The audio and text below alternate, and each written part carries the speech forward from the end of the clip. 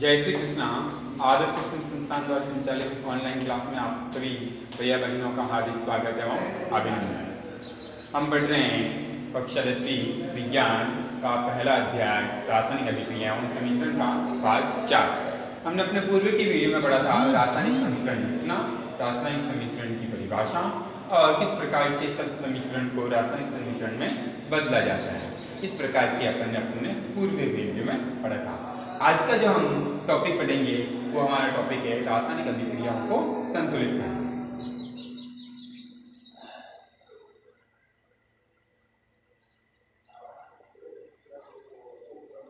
रासायनिक समीकरण को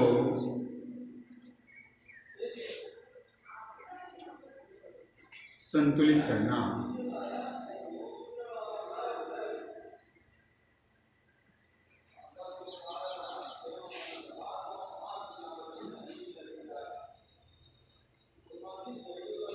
रासायनिक समीकरण जो होती हैं उस रासायनिक समीकरण के दो भाग होते हैं, हमने पढ़ा था। एक तो होता है अभिकारक और एक होता है क्रियाफल या उत्पाद। ठीक है, तो दोनों तरफ रासायनिक अभिक्रिया के दाईं और बाईं ओर अपने को किसी भी परमाणु की तुलना करनी है युक्ति करके कि दोनों तरफ पदार्थ या तत्व बराबर है या नहीं। अगर यदि ये बराबर नहीं होते हैं तो इस प्रकार की जो समीकरण होती है वो कैसे होती है? असंतुलित समीकरण होती है। और असंतुलित समीकरण को हम बोलते हैं कंकाली समीकरण। रासायनिक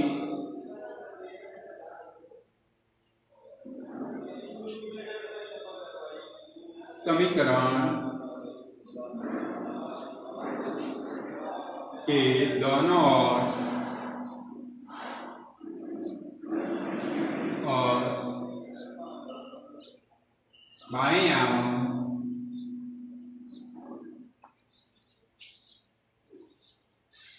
दाईं ओर तत्वों के परमाणु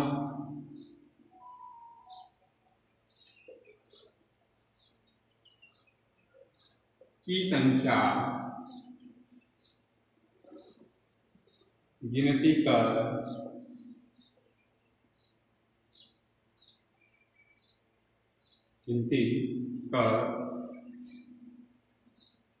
तुलना करना।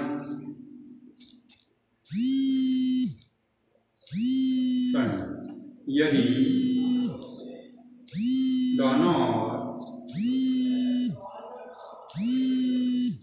और तत्वों के परमाणु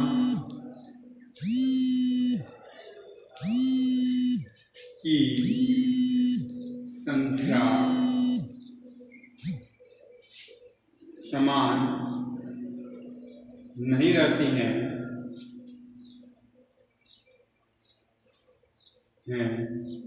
तो उस समीकरण को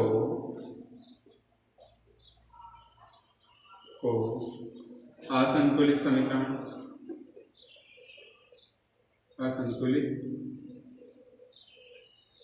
समीकरण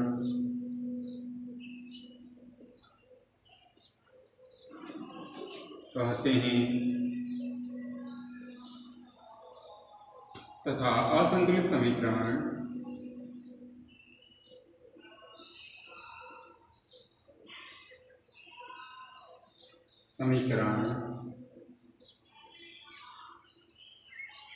कंकाली समीकरण कहलाते हैं।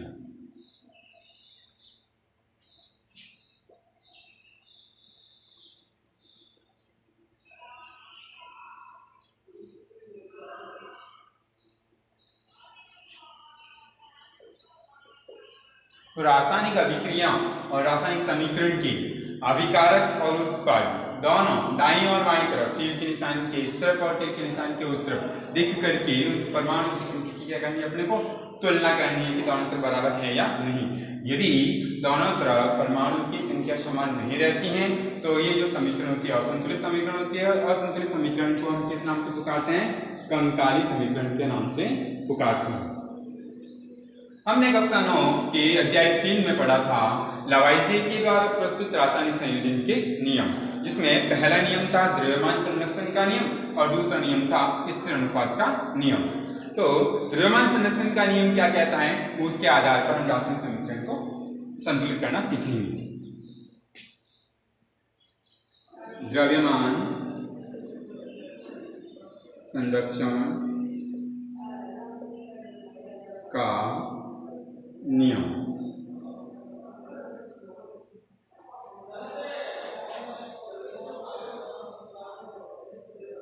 द्रव्यमान संरक्षण नियम के अनुसार रासायनिक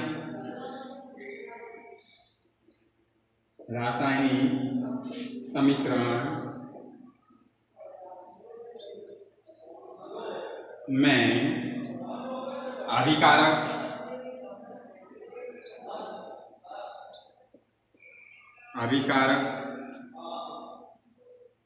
उत्पाद दोनों में परमाणु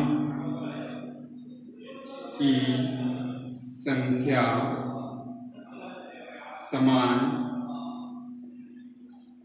होनी चाहिए, क्योंकि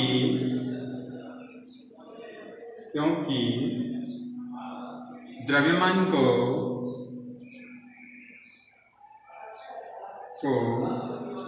न तो निर्माण किया जा सकता है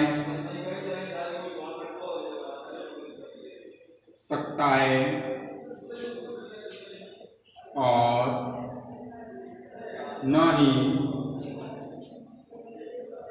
नष्ट किया जा सकता है।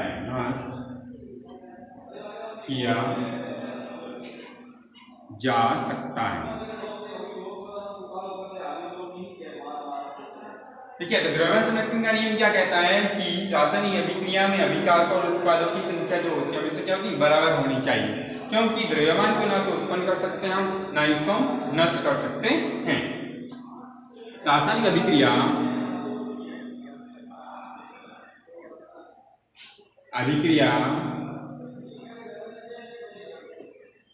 में उत्पाद तत्वों का कुल द्रव्यमान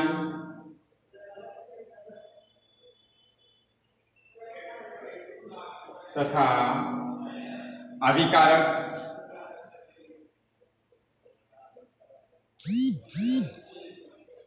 तत्वों का कुल द्रव्यमान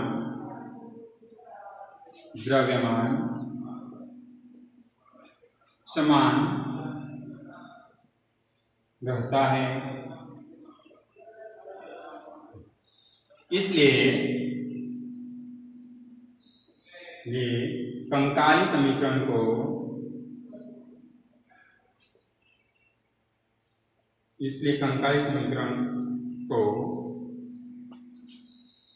संतुलित करना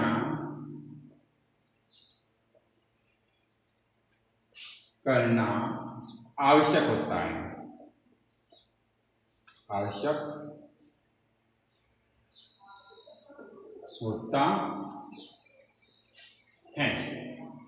अब रासायनिक अभिक्रिया को संतुलित करना और किस विधि के द्वारा हम रासायनिक अभिक्रिया को संतुलित करते हैं उसके बारे में। दूसरे शब्दों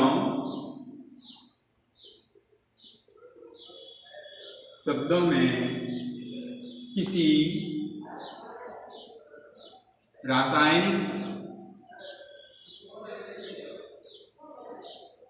समीकरण में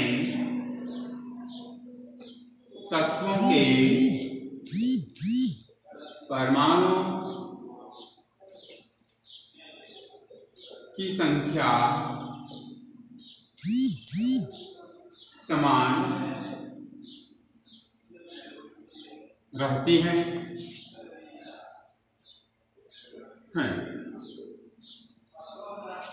किसी रासायनिक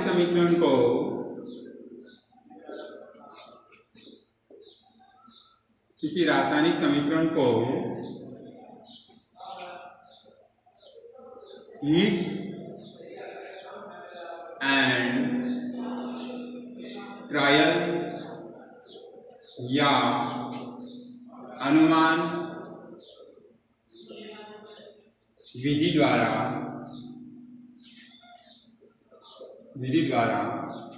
संतुलित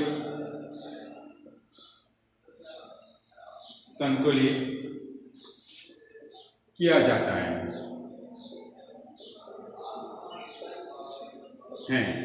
इस विधि में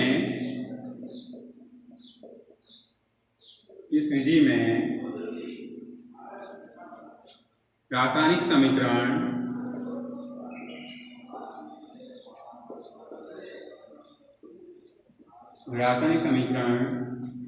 के तत्व सूत्रों के आगे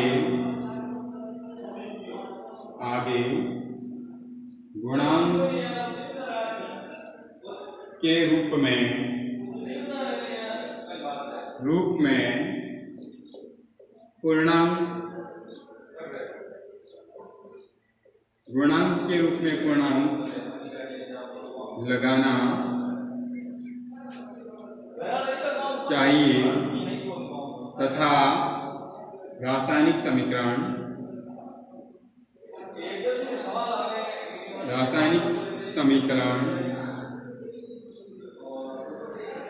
संतुलित करना चाहिए। तो रासायनिक समीकरण को संतुलित करने की जो विधि है उस विधि को हम क्या बोलेंगे? हीट एंड ट्रायल विधि, या इसको हम बोलते हैं अनुमान विधि। रासायनिक समीकरण को संतुलित करने की विधि का नाम पूछा जा सकता है तो हम कहेंगे हीट एंड ट्रायल विधि या अनुमान विधि।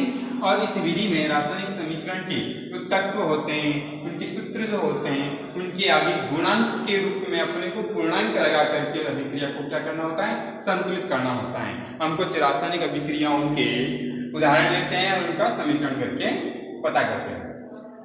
हम कुछ रासायनिक समीकरण के उदाहरण लेते हैं। जैसे नंबर 1 हम ले लेते हैं वही अपनी मैग्नीशियम और ऑक्सीजन वाली अभिक्रिया, जिसमें मैग्नीशियम ऑक्सीजन के साथ अभिक्रिया करके मैग्नीशियम ऑक्साइड बनाता है। ठीक है, हमको पता है कि रासायनिक अभिक्रिया में संतुलित करने के लिए अभिकारकों के मतलब रासायनिक अभिक्रिया के दोनों ओर, बाईं और दाईं ओर, अभिकारक और उत्पाद के जो तत्व होते हैं उनकी गिनती करके पता करना है कि दोनों तरफ उनकी संख्या बराबर है या नहीं, और फिर उनको संतुलित करना होता है। तो हम ये जो समीकरण लिखे हैं, ये जो समीकरण वो कैसे हैं? कंकाली रासायनिक समीकरण। तो कैसे समीकरण है? कंकाली रासायनिक समीकरण। अब हम इसको संतुलित करेंगे तो पहले हम देख लेते हैं अभिकारक में इनकी संख्या क्या है और कितनी है। तो अगर हम देखते हैं अभिकारक में मैग्नीशियम जो है उसकी संख्या कितनी है? 1, और ऑक्सीजन जो है उसमें परमाणु की संख्या कितनी है? 2। ऐसे यदि हम उत्पाद में देखते हैं तो मैग्नीशियम की संख्या तो 1 बराबर है, परंतु ऑक्सीजन की संख्या है वो 1 है, अर्थात बराबर नहीं है। और इस समीकरण को अपने को क्या करना है? संतुलित करना होता है। और संतुलित करने की विधि का नाम क्या है? हीट एंड ट्रायल विधि। कैसे करते हैं? उस तत्व के और सूत्र के आगे क्या लगाना है? गुणांक के रूप में कोई पूर्णांक। चलिए अब इसको करते हैं। ये जो मैग्नीशियम है यहाँ पे 1 है और ऑक्सीजन इधर 2 है और इस ऑक्सीजन में 1 है, तो इसको 2 करने के लिए हम क्या करेंगे? पहले हम समीकरण लिख देते हैं वापस।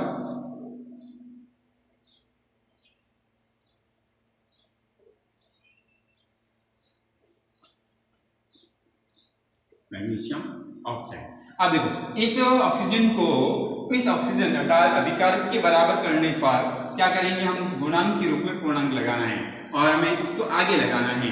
हमेशा अणुसूत्र में कुछ फेरबदल किए बिना ही उस सूत्र के आगे लगाएंगे। जैसे मैग्नीशियम ऑक्साइड का सूत्र है, इसमें ऑक्सीजन ये दो है, इसको दो करने के लिए हम क्या लगाएंगे, यहाँ दो लगाएंगे। इससे मैग्नीशियम भी दो हो जाएगा और ऑक्सीजन भी दो हो जाएगा। यहाँ मैग्नीशियम और ऑक्सीजन दो हो जाते हैं, लेकिन अभी कारक में देखते हैं मैग्नीशियम एक ही है, तो इसको भी संतुलित करने के लिए इसके आगे हम क्या लगा देंगे, दो। तो मैग्नीशियम यहाँ दो है, इधर भी मैग्नीशियम दो है, ऑक्सीजन परमाणु की संख्या इधर दो है और ऑक्सीजन परमाणु की संख्या इधर भी दो है। तो ये हमारे कैसा हो गया, संतुलित रासायनिक समीकरण, संतुलित रासायनिक समीकरण। एक और एग्जांपल ले लेते हैं, एग्जांपल नंबर 2। हम आयरन की अभिक्रिया करवा देते हैं H2O और उससे जो उत्पाद बनता है वो बनता है Fe3O4 और H2 गैस। ठीक है, अब देखिए इस अभिक्रिया को अपन कहेंगे कंकाली रासायनिक समीकरण। क्या कहेंगे, कंकाली रासायनिक समीकरण।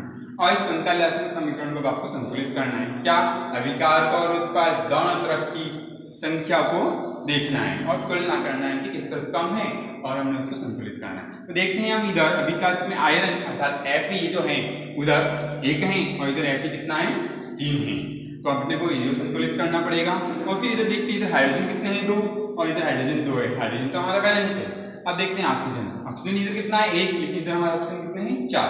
तो इस अभिक्रिया को अब अपने को क्या करना है, संतुलित करना है। देखिए पहले हम अभिक्रिया को लिख लेते हैं, फिर हम इसको संतुलित करेंगे। Fe3O4 और हाइड्रोजन गैस H2। देखिए इस आयरन 3 है, उस आयरन में अभिकारक के आगे भी अपन क्या लगा देंगे, 3 लगा देंगे। तो आयरन हमारे कितने हो गए, 3, बैलेंस हो गया। अब देखिए ऑक्सीजन इधर कितने हैं, 4 है और उधर कितने ऑक्सीजन, 1 है।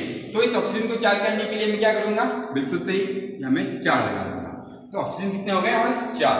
अब यहाँ हाइड्रोजन देखते हैं, 2 चौक 8 हो जाते हैं, इधर हमारा हाइड्रोजन कितना है, 2 ही है। तो इसको क्या करें, हम यहाँ 4 लगा देंगे। जैसे ही यहाँ में 4 लगाऊंगा, यहाँ हाइड्रोजन कितने हो जाएंगे, 8, इधर भी हाइड्रोजन 8, ऑक्सीजन इधर 4, आयरन 3, इधर 3। ये हमारी संतुलित रासायनिक समीकरण है, संतुलित रासायनिक समीकरण। एक और एग्जांपल लेते हैं हम, उदाहरण संख्या 3। देखिए हम लेते हैं हाइड्रोजन और क्लोरीन, उत्पाद के तौर पे माना पड़ेगा HCl। अब देखिए अभिकारकों में हाइड्रोजन की संख्या कितनी है, 2, इधर उत्पाद में हाइड्रोजन की संख्या 1 है और इधर क्लोरीन देखते हैं तो 2 परमाणु है, इधर क्लोरीन का परमाणु 1 है। ये कैसे समीकरण होगी हमारी, कंकाली रासायनिक समीकरण। अब अपने को इसको संतुलित करना है।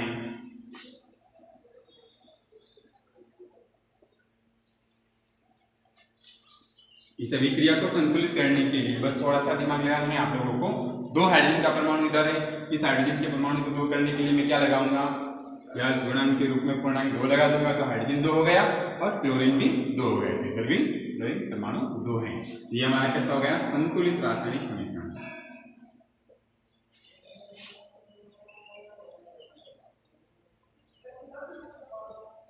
एक और उदाहरण लेते हैं हम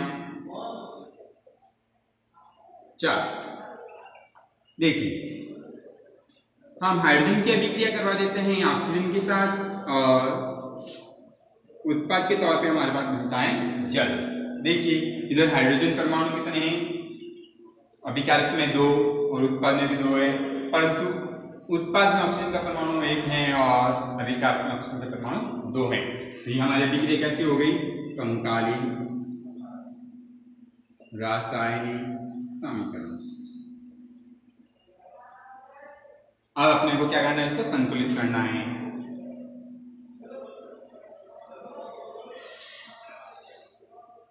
तो तो इस ऑक्सीजन के परमाणु को 2 करने के लिए मैं क्या लगाऊंगा, उत्पाद की तरह गुणांक के रूप में पूर्णांक 2 लगा दूंगा। तो ऑक्सीजन के परमाणु इधर 2 हो गए, लेकिन जैसे ही ऑक्सीजन के परमाणु 2 होते हैं, लेकिन यहाँ पे हाइड्रोजन के परमाणु क्या होते हैं, असंतुलित हो जाते हैं। कितने हो गए, 2 दूनी 4। तो उस हाइड्रोजन को भी 4 करने के लिए मैं गुणांक के रूप में पूर्णांक 2 लगा दूंगा। तो हाइड्रोजन की संख्या भी कितना हो जाएगी, बराबर हो जाएगी। ये हमारा हो गया संतुलित रासायनिक समीकरण। एक और उदाहरण लेते हैं हम, उदाहरण संख्या 5। हम नाइट्रोजन की अभिक्रिया करवा देते हैं हाइड्रोजन के साथ और उत्पाद के तौर पे हमारे पास बनता है अमोनिया। ये भी एक प्रकार की समकालीन रासायनिक समीकरण है। अब हम अभिकारक और उत्पाद दोनों तरफ परमाणु की संख्या को गिन करके पता लगाएंगे कि किस तरफ कम है और किस तरफ ज्यादा है। देखते हैं, देखो अभिकारक में नाइट्रोजन के परमाणु कितना है, 2। उत्पाद में देखिए नाइट्रोजन के परमाणु नहीं कहीं। तो इस नाइट्रोजन परमाणु को उस नाइट्रोजन परमाणु के बराबर करने के लिए मैं गुणांक के रूप में क्या लगा दूंगा, 2। तो नाइट्रोजन कितने हो गए, 2। जैसे ही नाइट्रोजन 2 होते हैं तो हाइड्रोजन कितने हो जाएंगे, 2 की 6। तो उस हाइड्रोजन को भी 6 करने के लिए मैं क्या लगा दूंगा, गुणांक के रूप में पूर्णांक 3, तो 6 हो जाएंगे। ठीक है, ये हमारी संतुलित रासायनिक समीकरण हो गई। रासायनिक समीकरण इस अभिक्रिया को हमने संतुलित नहीं पे कर दिया, इस अभिक्रिया के अंतर्गत दी। तो इस प्रकार से रासायनिक अभिक्रियाओं को संतुलित करना हम सीख चुके हैं। रासायनिक समीकरण को संतुलित करने की जो विधि है वो हमेशा याद रखिएगा, अनुमान विधि होती है या अगर इंग्लिश में कहते हैं ट्रायल विधि। इस विधि में क्या होता है, रासायनिक समीकरण में तत्व और सूत्रों के आगे गुणांक के रूप में पूर्णांक लगा करके रासायनिक अभिक्रियाओं को हम क्या करते हैं, संतुलित करते हैं। आज की इस वीडियो में इतना ही। जय श्री कृष्णा, धन्यवाद।